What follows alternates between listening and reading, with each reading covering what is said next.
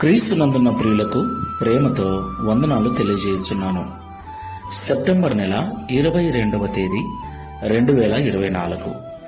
ఈరోజు దేవుడు మనకు చేస్తున్న వాగ్దానం ఏమిటనగా, కీర్తనల గ్రంథము 84వ కీర్తన 11వ చరణం. యెహోవా కృపయు ఘనతయు అనుగ్రహించును, యథార్థముగా ప్రవర్తించు వారికి ఆయన ఏ మేలును చేయక మానడు. ఆమేన్. నా ప్రియమైన సహోదరి సహోదరులారా, మనం ఆరాధించే దేవుడు నమ్మకమైన వాడు, నీతిగల దేవుడు, యథార్థవంతుడైన దేవుడు. ఆయన వలె ఎవరైతే ఈ లోకంలో నీతిగా, నమ్మకంగా, యథార్థంగా జీవిస్తూ ఉన్నారో వారిని నిశ్చయముగా దేవుడు ఆశీర్వదిస్తాడు. యథార్థ హృదయులను, యథార్థవంతులను బలపరచటానికి యెహోవా కనుదృష్టి లోకమందంతటా సంచారము చేయుచున్నదని